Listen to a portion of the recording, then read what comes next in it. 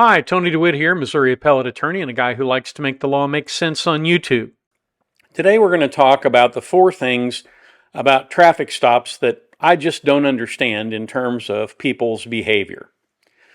Now, everybody knows there are cars out there with either red or blue or sometimes red and blue lights that flash around.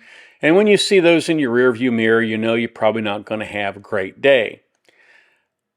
So I've been stopped for traffic stops. I'm pretty sure most of the people who are listening to this have been stopped in a traffic stop at some point in time.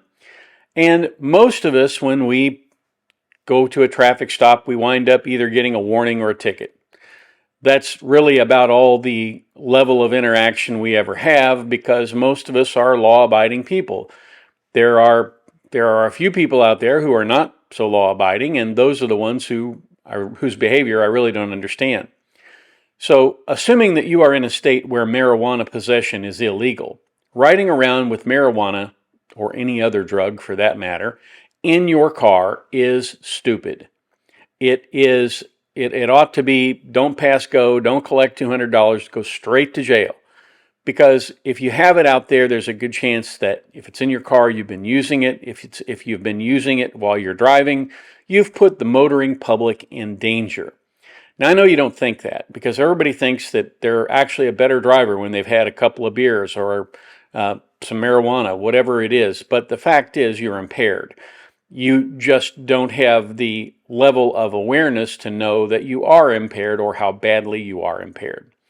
So that's the first thing I don't understand, why you would run around with something like that in your car. Now, that doesn't mean you have to consent to a search, and it doesn't mean that that's the smart thing to do. But at the bottom line, if you don't want to have a cop stop you and take you out of the car so that he can search it, don't run around with drugs in your car. Pretty simple fix, right? That's the first thing I don't understand. The second thing I don't understand are the people who, when they are stopped, they do a couple of things, but one of the things that they do is they take off, they rabbit, they flee. It's called felony eluding. And basically what that means is if the cop has pulled you over, you are detained. If you escape from detention, that is felony eluding, and you can draw a felony charge, and that's not good. You can, in some states, you can lose your voting rights. In many states, if you do not go through a diversion program and you get a felony conviction, you're never going to be able to own a firearm again. There are all kinds of things that come with a felony conviction. So the last thing in the world you want to do is have a felony conviction. The way to avoid that is to stay there and answer the police officer's questions, and if they wind up pulling you out of the car, you keep your mouth shut, you don't say a word, you don't answer any questions, you get name, rank, and serial number, that's what you do. Yes, this is my name, here's my driver's license, I'm not saying anything else. And if you're asked to consent to a search, you should simply never say yes. No, because you're not good enough to hide that stuff. I know you think you are, but you're not. And again, I'm not speaking to the majority of people who subscribe to this channel. I'm speaking to the majority of people who run around with drugs in their car. Oh, I know, a great place to hide it would be in the glove compartment. Not so much. Anyway, those are the thing that with fleeing is, in addition to having just the charge for fleeing and eluding, every stop sign you run, every red light you run, every illegal turn you make, all of it is going to be documented on a dash camera. Another thing which I should probably note is that there are channels here on YouTube that are devoted to police chases. State Boys is one of them.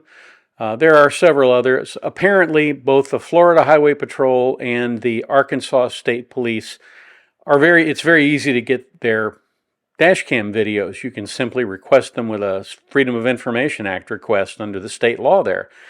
And they get these videos, and some of them are absolute comedy gold. You see these people, and if you have any doubt about what I said about, everything that you do will be caught on camera, watch one of those videos and listen to the way these folks interact with the police officers. You'll find very quickly that if you were sitting as a judge, you probably wouldn't look kindly upon them. And so the state is not going to have any difficulty proving all of that up. And you will be in a position when you are finally arrested where you are going to have to take a plea in order just to be able to someday drive again. It is a bad thing for you to make the situation worse by fleeing. They have your license number. And in most cases, at the point where the police officer steps up to the car, they have your face on a camera. So you're not going to get away with saying, well, it was my cousin Homer who was driving. That's not going to fly because they have your video. They have you on video.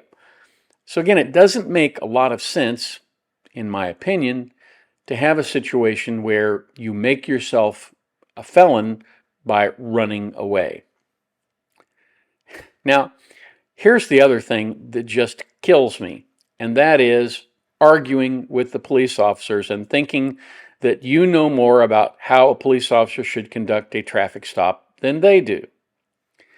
Pennsylvania versus Mims, I've talked about it on here before, says that a police officer can pull you out of a vehicle and do a pat down to make sure that you are not carrying any dangerous weapons that can hurt him.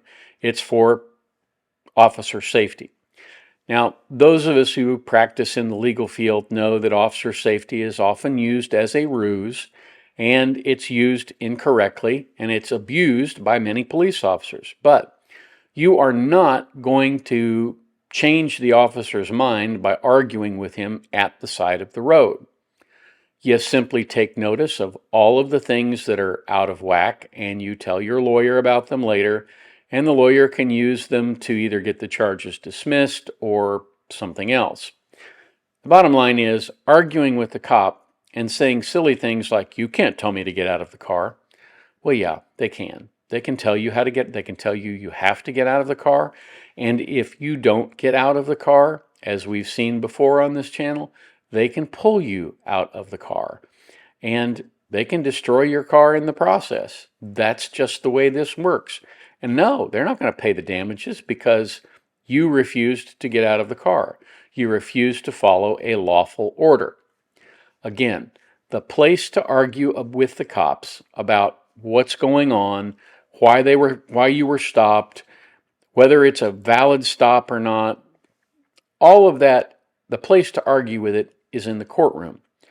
All you do is extend the amount of time that you're at the side of the road, and in addition, you make it far more likely that the police officers are going to be much more incentivized to sort of spend some time going through your car extra carefully because you've made their day longer. So again, arguing with the police officer, that's not a good thing. And the other thing, of course, the fourth thing that goes along with that is telling the cops what they can or can't do. I recently saw a video on Code Blue Cam where a fellow turned what would have been a minor traffic stop into felonies because he kept telling the cops what they could do, and then he kept telling them that they were going to lose their jacket, which I guess in Wisconsin is some code way of saying they're going to pull their police officer license or something. But making threats to police officers, saying that you're going to mess them up with a word that starts with the letter F, saying you're going to mess them up is not a good plan. It is viewed as making a threat to a police officer, and even though it may feel wonderful at the time, it is the rage of the person who is powerless, and all it does is add additional charges. Now you have felony threatening a police officer. So it's not a good idea to get into that.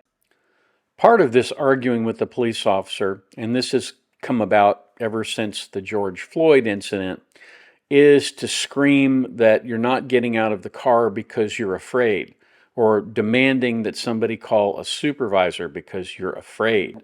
That's not going to work. It's just not going to do you any good to make a big fuss and say, get the supervisor out here. I'm not getting out of the car till a police officer, till a supervisor gets here. It won't work. They can still pull you out. They don't have to wait for a supervisor. They can honor your request, but there is no law that obligates them to call a supervisor. And really, the only time to call a supervisor is when a cop is over the top and you make one polite request, and if you do not get that satisfaction, you keep your mouth shut, you go through the rest of it, and again, you deal with your attorney after the arrest. And look at it this way. Everything that you say and do on a traffic stop is going to be recorded. It's going to be video recorded. Your facial expressions are going to be recorded. The way you move your hands, the way you clench your fists is going to be recorded. All of this is going to be recorded along with the officer's response. Now, I have seen officers who just went from flat to fluffy in a minute. They didn't give a person any time to adjust to the situation, and they got very aggressive, and they threw people on the ground and that kind of thing. Those things happen. If they happen and they're recorded on body cam, so much the better. That's better for you as the person who is perhaps being unlawfully detained.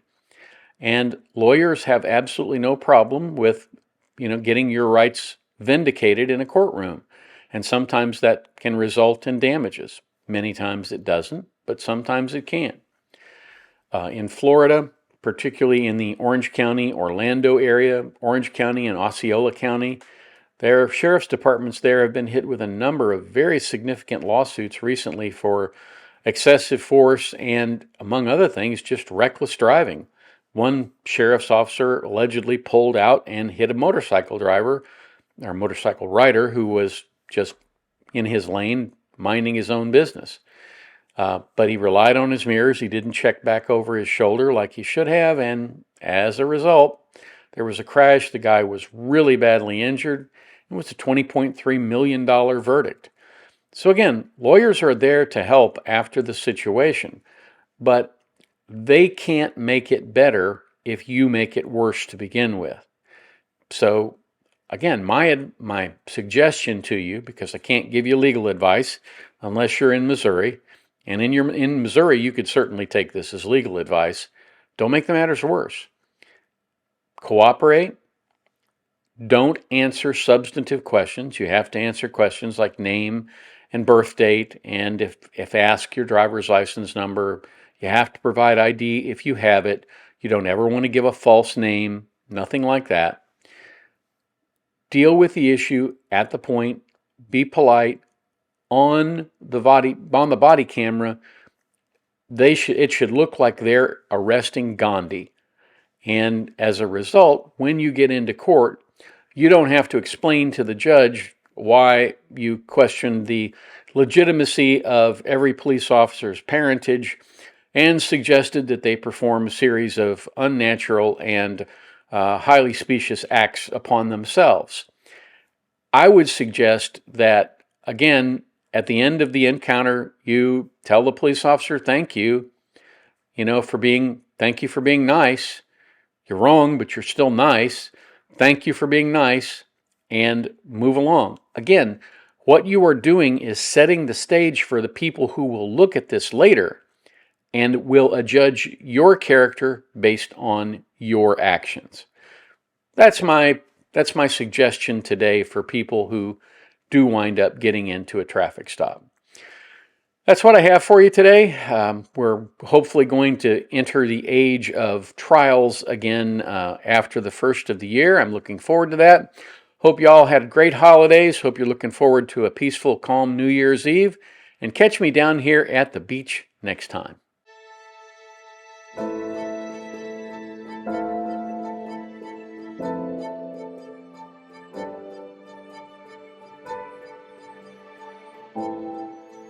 If you like this video, here are a few others you might try, and don't forget to subscribe. Have a terrific day, guys.